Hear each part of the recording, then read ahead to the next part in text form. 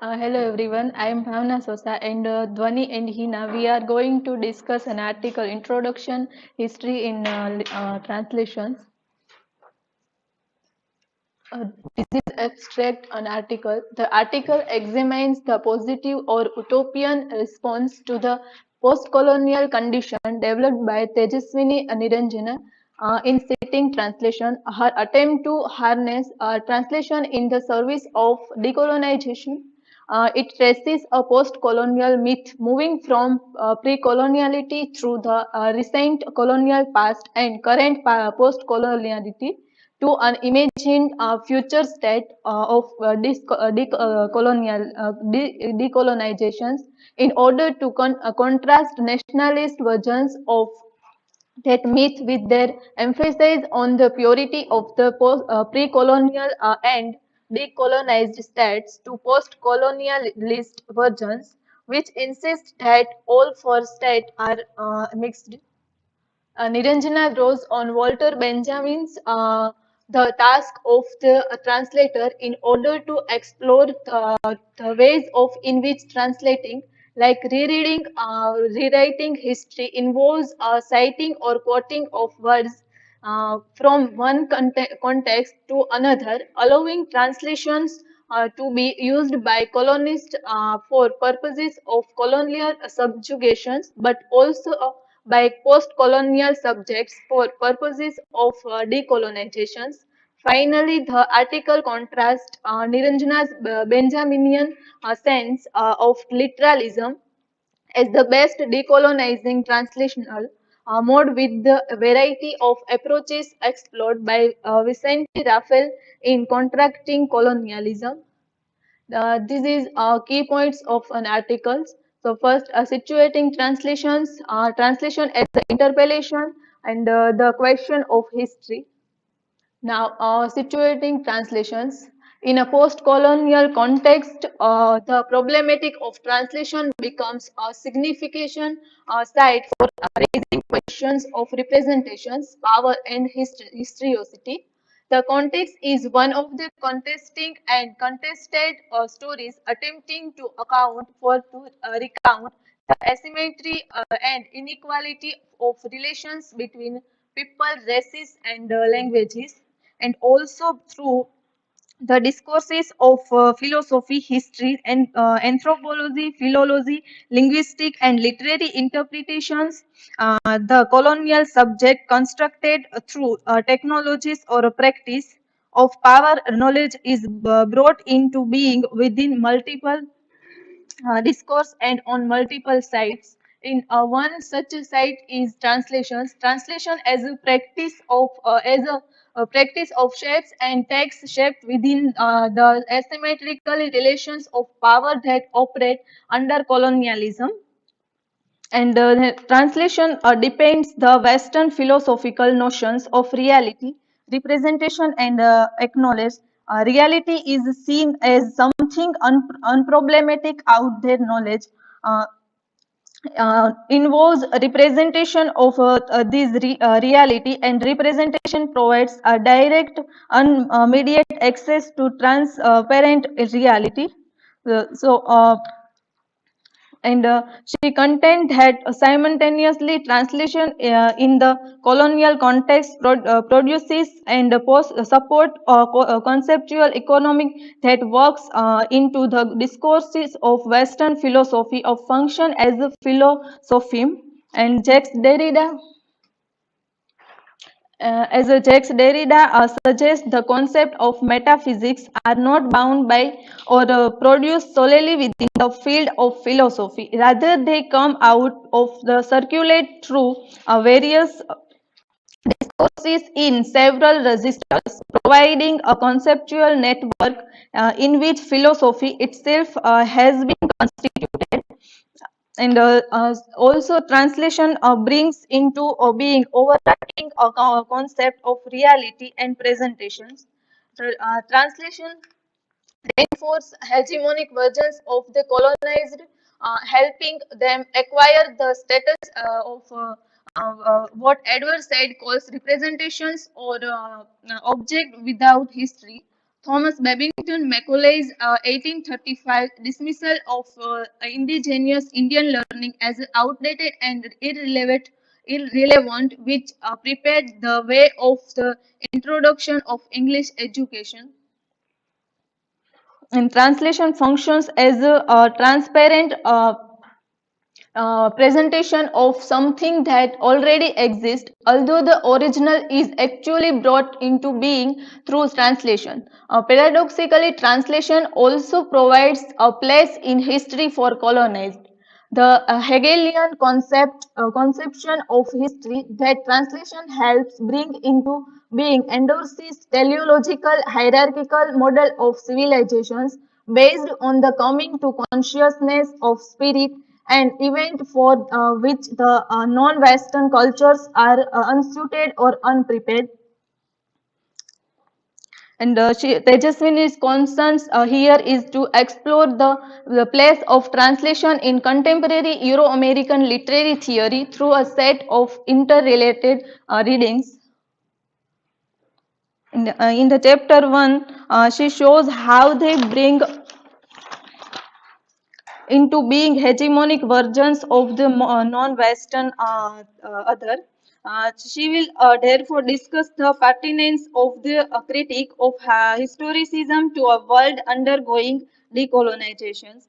Given the enduring nature of Hegelian presentations of the non-West and the model of teleological history that authorized them, a question of the model could underwrite a new practice of translations. In the chapter 2, she examined how translation works in the traditional discourses of translation studies and in ethnographic writings, and also on idiom of fidelity and betrayal that assumes an unproblematic notion of representations. Translation studies fail to ask questions about the historicity of translations. Ethnography, on the other hand, has recently begun to question both the innocence of representation and the long-standing asymmetries of translation.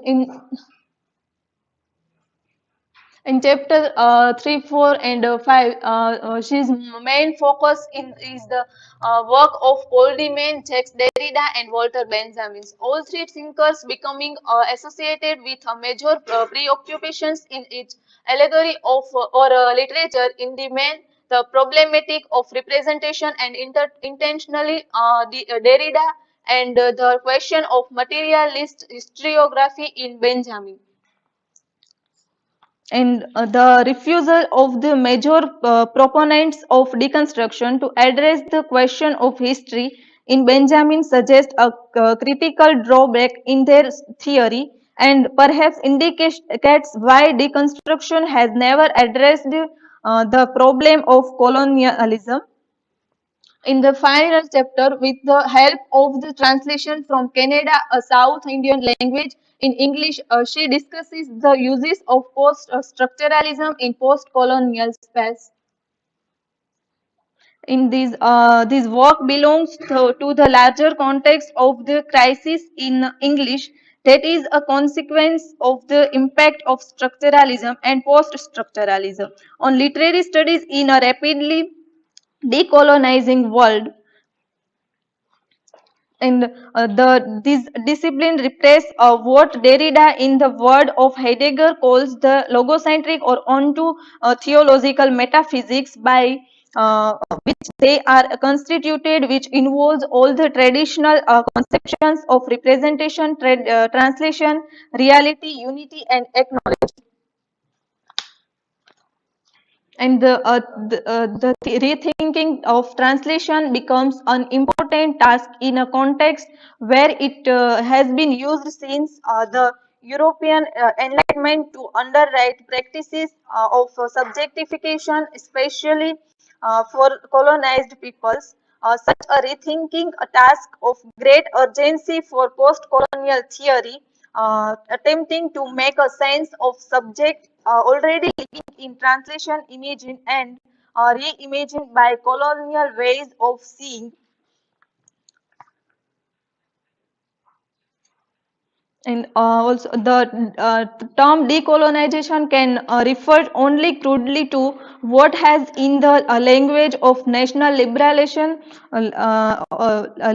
liberation or struggles, been called the transfer of power, usually from the reigning colonial power to indigenous elite. And the important of the transfer, it would be naive to believe it marks the end of domination, for the strength of colonial discourse lies in its enormous flexibility, and the discourse is used here in the sense not incompatible with Michel Foucault's notion.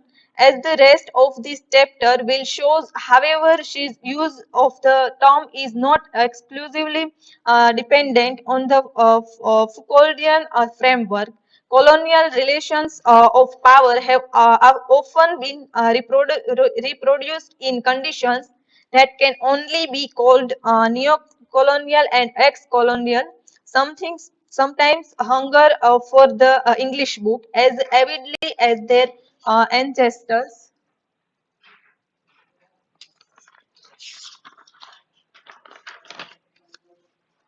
The post-colonial is therefore still scored through by an absentee colonialism.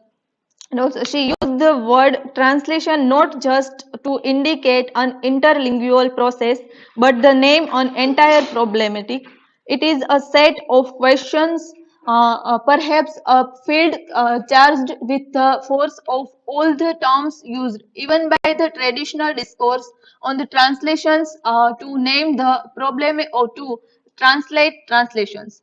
Translatio is Latin word and metaphorin is Greek word. At once suggest a moment disruption, displacement, and the thrust of displacement is seen also in other Latin terms such as a transponer,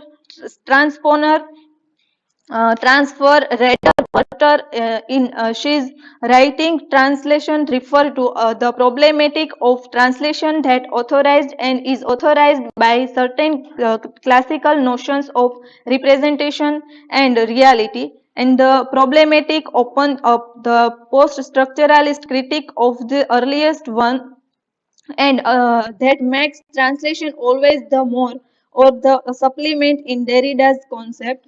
His study of translation does not make any claims to solve the dilemmas of translations, and it does not propose at another way of theorizing translation to enable a more foolproof method of narrowing the gap between cultures. It seeks rather to think through this gap, this difference, to explore the positioning of the obsession and desire of translation, and thus to describe the economies within which the sign of translation circulates. His concern is to probe the absent lack or repression of the awareness of symmetry and historicity in several kind of the writing on translations, since it has in any case been extensively dealt with by mainstream literary critics. In the post-colonial distrust of the liberal humanist rhetoric of progress and of universalizing master's narrative have obvious affinities with post-structuralism, and Derrida would argue that the origin is itself its identity undecidable. A representation thus does not represent an original, rather it represents that which is always already represent. And another aspect of post-structuralism that is significant for a rethinking of translation is its critique of historicism, which shows the genetic and teleological nature of traditional historiography. So this is my part, and further information I would like Dhavni.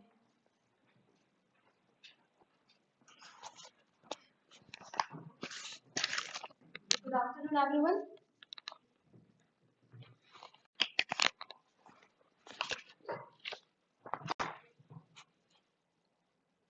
Good afternoon, everyone. I will continue from the second part, and the title is Translation as Interpellation. So first, let's understand what is interpellation, an occasion when questions are formally asked of a government minister in Parliament. And in this second part, Tejaswini Nilanjana has discussed many scholars' notes. The first is McConaughey, then William Jones, then William Ward, James Mill, Macaulay, Charles Trevelyan, Gauri Vishwanathan, and many other research scholars are also there. So, first, McConaughey, a scholar connected to Edinburgh University, urged to the sovereign to take steps as many be necessary for discovering, collecting, and translating whatever is extant of the ancient works of the Hindus. William Jones, who is British philosopher and judge of the Supreme Court of uh, West Bengal and also the scholar of ancient India, he notes that who arrived in India in 1783 to take his place on the bench of the Supreme Court in Calcutta, that translation would serve to the domestic the Orient and thereby turn it into a province of European. As translator and scholar, Jones was responsible for the most influential introduction of textualized India to Europe. Within 3 months of his arrival, the Asiatic Society held its first meeting with William Jones as a president and Warren Hastings, the Governor General, as patron. In his letter, he declared that Persian translation and grammar of Persian had already made him the famous and Orientalist before he came to India. He declares that his ambition was to know India better than any other European ever knew it. His works were carefully studied by the many writers of that age, especially the Germans, Goethe, Herder, and others. Uh, then, as a 20th century scholar puts it, it is not an exaggeration to say that he altered Europe's whole conception of the Eastern world. If we were compiling a thesis on the influence of Jonas, we could collect most of our material from footnotes ranging from Gibbon to Tennyson. In the preface of the 1984 Indian edition of John's Discourses and Essays, where the editor Moni Bakchi indicates that the Indians should try to preserve accurately and interpret the national heritage by treading the path chalked by Sir William Jones. Just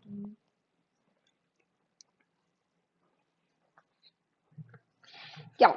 So here Tejaswini Niranjana's main concern is the examining the text of Jonas is not necessary to compare his translation of Shakuntala or Manu's Dharmashastra with the so-called originals.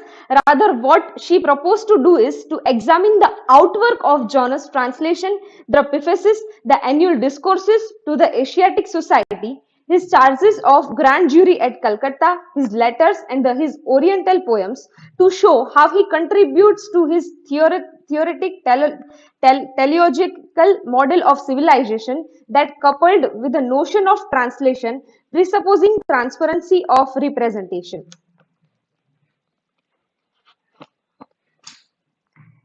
Now, the most significant notes of John's work are the first one is the need of translation by the Europeans, since the natives are unreliable interpreters of their own laws and culture, the desire to be a lawgiver, to give the Indians their own laws, and the third one is the desire to purify Indian culture and speak on its behalf. The interconnections between these obsessions are extremely complicated. In John's construction of the Hindus, they appear as submissive, indolent nation unable to appreciate the fruits of freedom, desirous of being ruled by an absolute power, and sunk deeply in the mythology of an ancient religion. In a letter, he also points out that the Hindus are incapable of civil liberty, for few of them have an idea of it, and those who have do not wish for it. The idea of submissive Indians, their inability to be free, and the native laws that do not permit the question of liberty to be raised are thus brought together in the concept of Asian despotism. So, the glorious past of India, according to to Jonas is shrouded in superstitions, marked and bedecked in the fantastic robes of mythology and metaphor, but now degenerate and abysed Hindus were once eminent in various knowledge. This notion of an Indian golden age seems to contradict John's insistence on the unchanging nature of Hindu society. By Indian, he says that by Indian, I mean that the whole extent of the country in which the primitive religion and languages of the Hindus prevail at this day with more or less their ancient purity. So now as a Supreme Court judge in India, Jonas took on as one of his most important projects the task of translating the ancient text of Hindu law, Manu's Dharma Shastra. In a letter, Jonas wrote that the difficulty of checking and controlling native interpreters of several codes, saying that pure integrity is hardly to be found among the Pandits. Here the Pandit means the Hindu learned man, and the Maulvis, that means the Muslim learned man, few of whom give opinion without a culpable bias. Before embarking on his study of Sanskrit, Jonas wrote to Charles Wilkins that who had already translated a third of Dharma Shastra, it is one of the utmost importance that the stream of Hindu law should be pure, for we are entirely devotion of the native lawyers through our ignorance of Sanskrit. Even before coming to India, Jonas had formulated a solution for the problem of translating Indian law. Writing to Lord Convince in 1788, he mentions once again the deceiving native lawyers and unreliability of their opinions. Jones, like his patron Warren Hastings, was a staunch advocate of the idea that Indians should be ruled by their own laws. However, since the deluded and besotted Indians thought of liberty as a curse rather than a blessing, William John's desire was to purify Hindu law, art, and philosophy is another version of British discourse of improvement. So, for example, in some poems like A Hymn to Ganga, Jonas shifts the first person pronoun away from himself to create a subject position for the colonized, making the Hindu speak in favor of the British who preserve our laws and bid our terror cease. So two main kind of translators of Indian literature existed in late 19th century, late 18th and early 19th centuries. Administrators like William Jones, Christian missionaries like the Serampore Baptist William Carey and William Ward. Now the another researcher is William Ward, who is English pioneer and author, printer and translator. In his preface to his 3-volume, A View of the History, Literature and Mythology of the Hindus, is instructive for the virulence with which is attacks and depravity and immorality of the natives.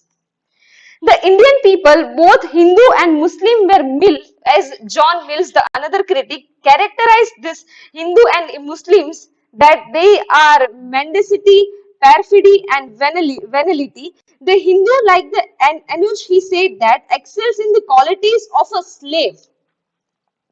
Mill declares that, John Mill, on the page 22, the second paragraph, Mill declares that to ascertain the true state of Hindus in the scale of civilization is of the greatest practical importance for the British.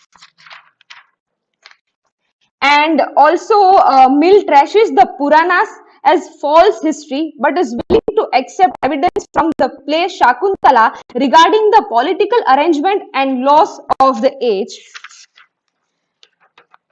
And for years, a controversy raged between Orientalist and Anglicist. Now, what is Orientalist? Orientalist meaning the person who studies the Asian countries and the languages.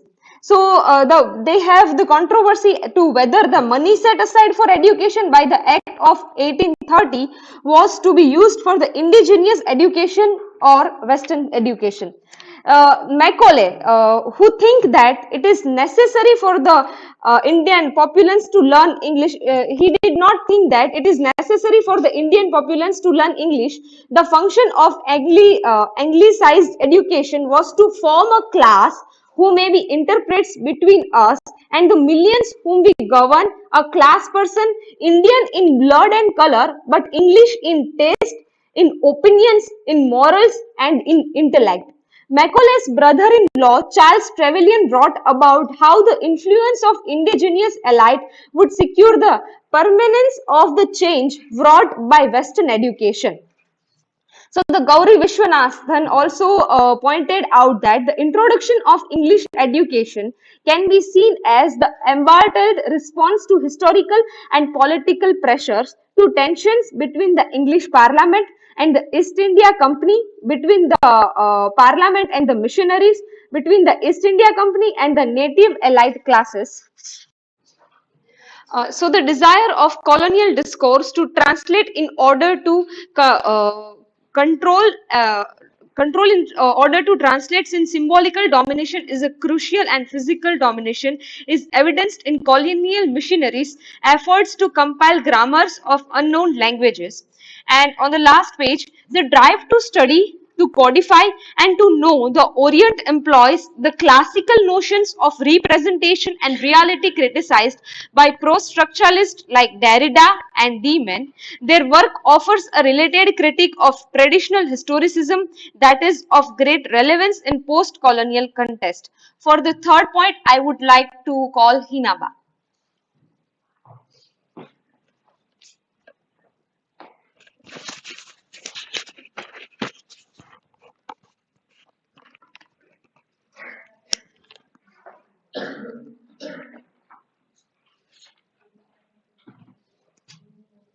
Hello, I am discuss the third point of the question of history.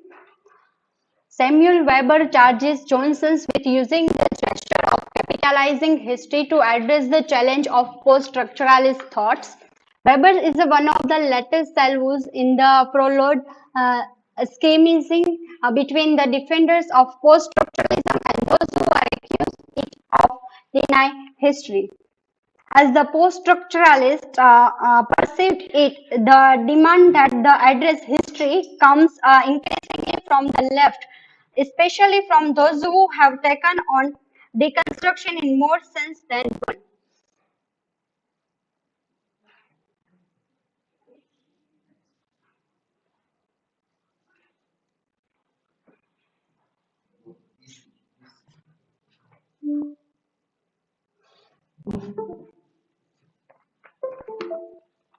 If the former polemizes against the history is a phallogocentrism, the latter argue that is an untranscendable horizon.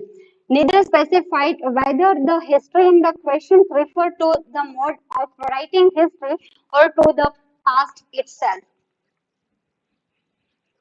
Nilanjana's concentrate concern here to elaborate on the on the battles for history now being a stage in Euro-American theory, but to ask a series of questions from a strategically partial perspective, that of an immersed post-colonial practice willing to profit from the insights of post-structuralism, while at the same time demanding ways of writing history in order to make a sense of how subjectification operates.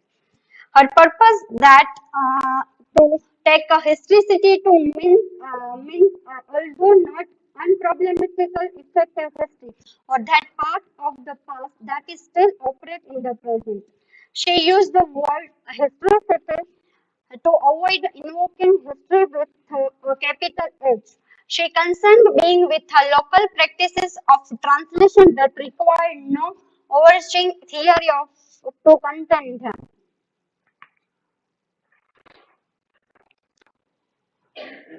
In indicate earlier that post-colonials have good reason to be suspicious of teleological historicism, which Derrida has rightly characterized as a manifestation of Western metaphysics.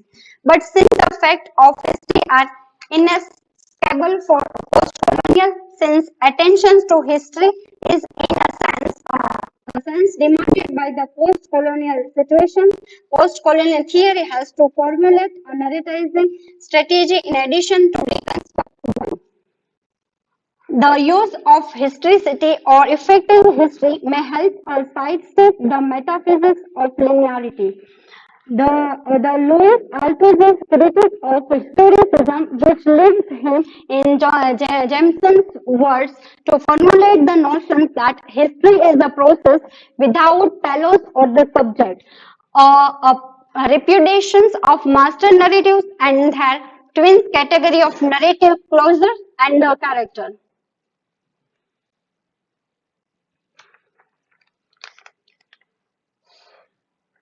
The notion that history can be apprehended only through its effect is directly relevant to the theorists seeking, like Foucault, genealogists, to understand the play of dominations and system of subjection.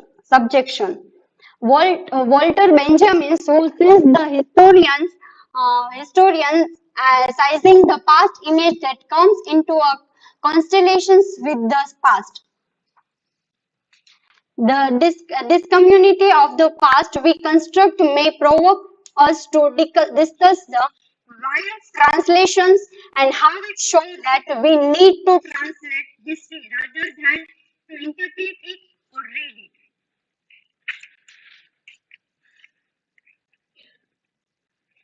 In the series of details, reading of Heidegger, Sasso, and Levi-Strauss, and Rousseau, Derrida demonstrates how representations and writing already belong to sign and significance. In this play of representations, the point of origin becomes ungraspable. There is no longer simple origin. It is interesting to speculate what impact these notions of origins might have on deep-rooted European histories of the figure of civilizations and on post-colonial people's image of themselves. Yes, the Derrida points to historicism's concern with origins and telos and its desire to construct a totalitarian narrative. History in the text of culturalism. History in the text of post-structuralism is the repressive force that obligates different and belongs in the chain that included some meaning, truth, presence, and logos. Derrida's critiques of representation is important for post-colonial theory because it suggests a critique of traditional notions of translation as well. In fact, the two problematics have always been intertwined in Derrida's work. He has indicated more than once that translations perhaps escapes the orbits of representations and is therefore an exemplary question. If representation stands for the reappropriate for process, translation emerges as the sign for what Derrida would call disseminations. We must, however, carefully interrogate the conversation's concept of translation that belong to the order of representation, adequacy, and truth.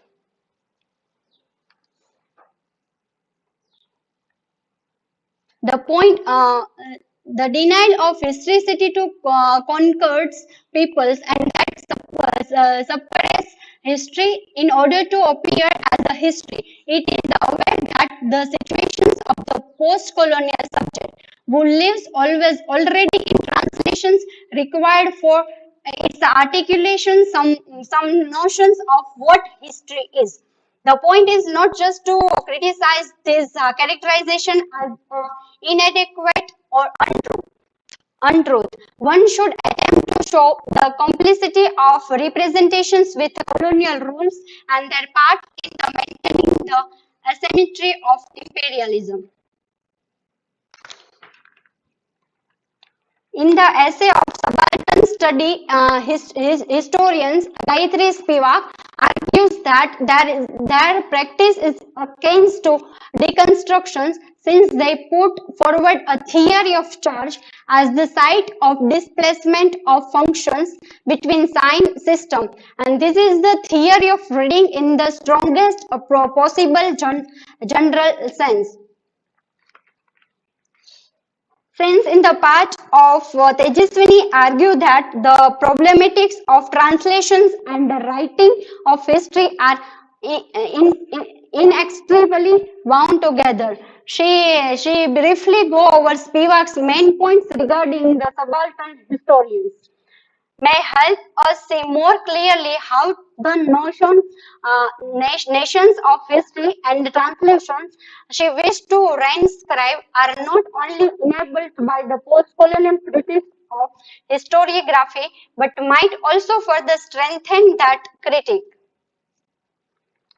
History and translations functions perhaps under the same order of representations, truth and presence, creating coherent and transparent text through the repressions of different and participating thereby in the process of colonial domination.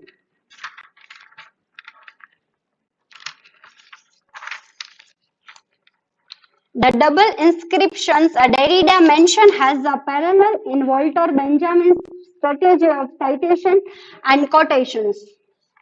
For Benjamin, the historical materialist quotes without quotation marks in the method akin to montage. It is the only way of revealing the constellations past age from with the present without submitting to a simple historical continue to an order of origin and telos.